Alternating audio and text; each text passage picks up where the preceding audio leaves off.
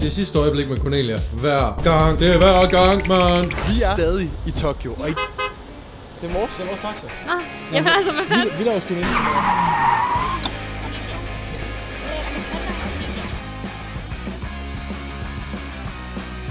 Det vi prøvede på at sige før, det var i hvert fald, at i dag der fejrer vi vores årsdag halvt, fordi mig og Nelly, vi har lige været sammen i 4 år, og det var vi lige for en uges tid siden. Og der er en af de gaver, Nelly hun gav mig, det skal vi senere i den her video, og jeg gav hende en tur til London. Så efter vi har været her i Japan, der smutter vi lige til London sammen også. Det er eddermame hyggeligt. Vi rejser. De videoer skal I også glæde jer til, for der kommer vi til at filme fra en lille smule. Vi starter med at gå ind i et kæmpe center, som hedder Diver City her i Diver. Diver, det er virkelig, virkelig skørt, for jeg føler, når vi skal ind i Diver City, at vi er i en Pokémon-by. Det er helt skørt. I dag bliver seriøst en kongevideo, venner. Så hvis I glæder jer til den, please tryk på subscribe. Vi er meget tæt på 100.000, og det vil gøre os rigtig glade. Pep, vi skal indenfor. Hvad laver du? Jeg hygger mig med Bobo. Hvad laver du her? Det er Bobo. Du skal ikke med ind. Kom. Pem Unico Museum Tokyo. Der skal vi ind bagefter. Skal vi? Det er der, vi skal ind. Det er loven. Det er et lortemuseum. Nej, seriøst. Det vi altid kalder en lorm. Ja, du gør. Du skal ind og se, hvad en lorm rigtig er for dig. Du skal ind på et lortemuseum. Der er en One Piece butik derinde. Jeg må indrømme, jeg har ikke set animen endnu. Lige nu der ser jeg selv Attack on Titan, og jeg ved godt, det er sent, jeg gør det. Men den er sindssyg. Jeg skal se One Piece bagefter. Har du ingen idé om, hvad vi skal op og se, før vi går på lortemuseum? Nej, hvad er det, du gerne vil vise? Du har heller ikke været der før, jo. Nej. Nej. Så, det er jo spændende. Det er spændende. Må jeg gætte? Nej. Og jeg kan se det. Hvad skal vi da se? Nu gør jeg sådan her. Jeg kan ikke se noget. Nej, jeg har dig. Kan du røre med min makeup? 3, 2, 1.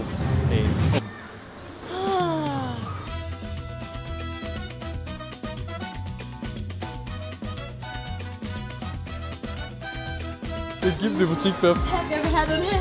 Det er ilden at spise æg og bacon, hvor er det sygt. Det er den med hønsebenene. Ej, det er sygt. Ej, Hvad er det her? what, hvor er det flot. Den er sej, den der. Den vi elsker. Ilden. Altså, ilden er...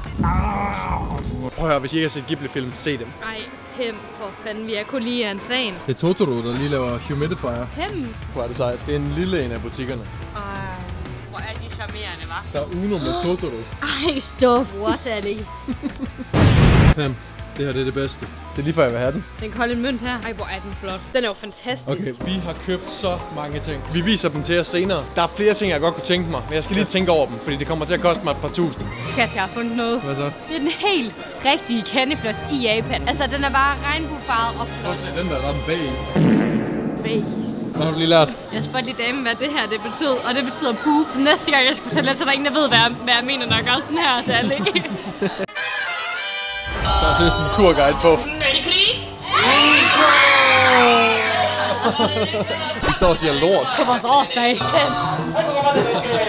Jeg tror, vi skal lave vores egen pøm. Helle for at sidde på det Vi skal lave vores egen pøm. Skal vi?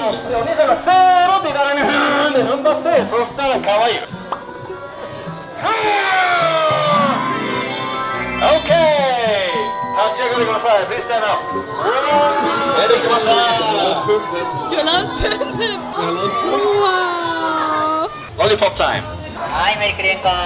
Nå, man skal have den på pinden, skal. Ja, det har jeg allerede. Det er en lollipop-pøl. Så er der bare pølserum over det hele, mand. Der er 5 maskiner. Kæmpe pøm, kattepøm, dagligdags pøm. Det her det handler om, at man skal gribe en pøls i luften. Og hvis der er noget, jeg kan finde ud af, så er det at gribe en pøls i luften. Jeg er vant til at gribe Cornelia hver dag.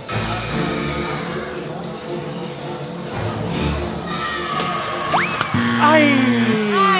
Satan! Kom så, Pam. Okay.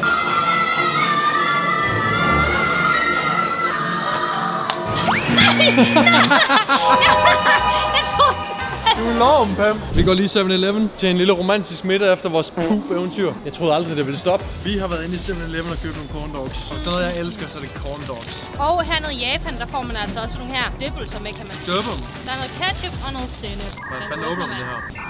Jeg tror, man... What the heck? Det var fuldstændig sindssygt, det der. Man fik det på kamera. Ej, hvor er det smart. Det er faktisk mega smart, men der er også en riller med det. Det smager godt. Jeg har lige åbnet den her mega lækre sandwich, og jeg har sådan lidt efter den på 7-Eleven. Det er totalt almindelig toastbrød med noget creme og noget appelsin. Ej, det smager godt. Jeg får de ledeste Pokémon-vibes af at stå lige her. Jeg ved ikke, hvad fanden det er. Fortæl mig lige, hvad for en by det er i Pokémon, det her. Det er en Pokémon. ting? Nej, men det føler jeg, det er, fordi det er lige ved vandet. Vi rejser i Tokyo, det er viben det her. Skal du bare besætte Pokémon? Måske jeg bare skal hjem og spille Pokémon faktisk. Nu skal vi til at hen til Teamlab, og det er seriøst en fed oplevelse. Vi skal bare lige med toget først. Jeg har lavet en kæmpe fejl med vores billetter. Jeg købte vores billetter for 4 dage siden, da vi stadig var i Danmark. Jeg fik en mail og tænkte, nå fint, jeg har fået en mail, det er confirmed, nu skal vi afsted. Der stod i den mail, at de ikke er confirmed, og at vi skulle bestille dem igen. Så nu har vi ikke billetter, vi har spurgt, de kunne ikke hjælpe os. Så vi kan ikke komme i Teamlabs i dag. Den må vi gemme til en anden dag. Det er fucking en røvetur, men sådan er det. Vi har købt en kaffe. Nu skal vi finde ud af, hvad vi nu skal bruge tiden på. Du bestiller det samme hver dag. Jeg prøver lidt nyt hver dag. Ja. I dag har jeg prøvet en jordbærfrappe. Nej, skal jeg prøve det smag? Lige noget for dig. Vi har lige siddet på den her bænk og nyt livet lidt. Og så går jeg lige på toilet, og så spotter jeg noget. Og så forstår man ikke, hvorfor fanden man sidder på den bænk der. Når man bare lige kan gå om bag den her bygning. Og Hvad skal det så? du får den ledeste udsigt. Er du klar? Seriøst? Ej. Så bare nyder livet. Ej, det er så dejligt. I solen. Der har været 20 grader eller sådan noget. Med Jesper i solen. Ja, tror ved du du, ikke hvor det? man mangler mere, når man sidder i solen? Nej. En. Ej, en. Hvad er det for noget, Det er skat? pandekageis. Sweet stick, der prøver? Ja. Hvor er det godt, skat. Værsgo, prøv at smage. Der er sgu et lille madmarked herovre. Eller jeg ved ikke, om det er madmarked, men det er i hvert fald marked. Jeg har også været på en taxa i Japan. Så nu kører der en taxa rundt i Tokyo, hvor der står A+C på. Ej, jeg synes, det kunne være sjovt, hvis I så den. Det må jeg, der skal til Japan. Tag et billede med den, hvis I ser den. Der kommer kæmpe karate-show nu, tror jeg. Det var fedt. Vi har lige stået en halv time, eller mere, måske 45 minutter, og kigget på det show, fordi Cornelia virkelig gerne ville se det. Det var en skoleforestilling, og der var virkelig meget af det, der var... Det var kultur, og det er vigtigt, når vi er i Japan. Ja, klart. Det var hyggeligt. Hvis Cornelia synes, det var hyggeligt, så synes jeg også, det var hyggeligt. Det var godt, skat. Ja, jeg ved det godt.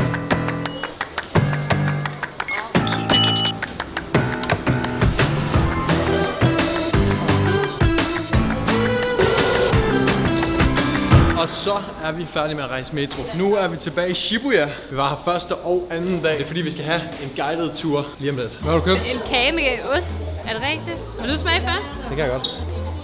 Det er vaffel. Er det vaffel? Jeg smager ikke det godt, den her. Men det er vaffel med ost. Ej, wow. Det eddermame lækkert, det her. Prøv lige at se det her.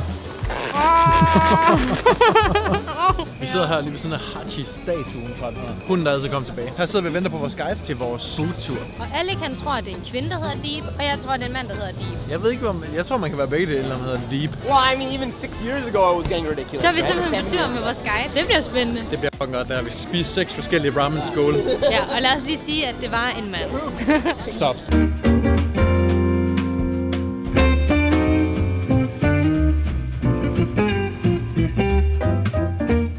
Welcome to Shimbusaki. Ej, det er så lækkert ud, hva'? Oh, I don't Man kan godt smage det kyllingen. spicy. Ej, den dufter virkelig godt, Ellie. Den her smager mere grillet. Den er That's virkelig, it, I den kan think. jeg godt Everyone's lide. good. Oh, I Det her just det er helt love klart den bedste. Vi har lige spist på det allerførste ramen-sted, det smagte godt. Sindssygt godt. Nu skal vi på det andet, og så skal vi have 2 skåle igen. Vi skal have 6 skåle i alt. Vi kommer frem til sted nummer 2. Jeg glæder mig. Den første suppe her, den er sådan en spicy en. Den er rød. Den er mega godt. Den smager Jeg har bestilt lidt med blæksprutteblæk. Det kan kun smage lort, det her. Men det er en pesto ramen. Den er god, men det er fandme underligt, der er pesto i. Det er blækspruttet. Kæm, jeg siger bare nej. Den farver hele skålen sort der. Det smager meget hvidløg. Bare god. Vi har været på ramen-tur, spist 6 retter ramen. Det smager for sindssygt. Det kan seriøst anbefales at gøre, at man tager på sådan nogle foodtours med en guide. Nu er vi taget hen til Skytree. Det vil vi gerne se. Det er gratis. Nej, den er der. Hold da op. Ej, hvor er den flot. Det er gratis at komme derop. Skal vi gå derop? Ja, kom skat. Der er kæmpe julemarked heroppe. Det kommer kun til at gå fuldstændig amok over. Har du set markedet? I juletid. Hvor er det hyggeligt. Ej, hvor vi Det var det, jeg heldige sagde. er her i Det var det, jeg sagde. Ej. Det er faktisk en rigtig god slutning, det her på en årsdag, og vi er fandme også trætte. Det er 12 timer, vi har været ude nu. Vi var lige i hvert fald i søvn i min spring. Kun lige i hvert fald. Men det her, det er fandme hyggeligt.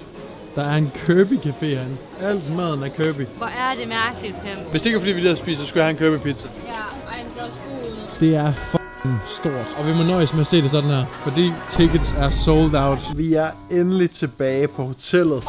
ja, Og vi selvom er her. at det ikke var alt, der gik efter planen i dag, så har det faktisk virkelig været hyggeligt. Det har det. Det var vores årsdag, men vi vil bare lige vise, hvad vi har købt i Ghibli-butikken, for den gik vi jo rimelig meget amok. Vi har købt den her. Den skal være i vores nye gamingrum, vi laver, når vi kommer hjem. Så har vi købt calcifer som vendepind. Så har vi købt calcifer som lys, som også skal stå på gamingbordet. Så har vi købt calcifer. Vi kan godt lide calcifer.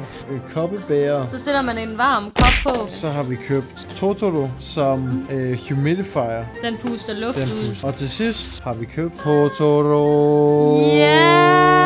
Vi håber, I synes, det har været lige så hyggeligt at se med, som vi har haft det i dag. Og så ses vi bare i næste Tokyo-video, fordi vi er her nogle dage endnu. Hej! Vi elsker det. Hej.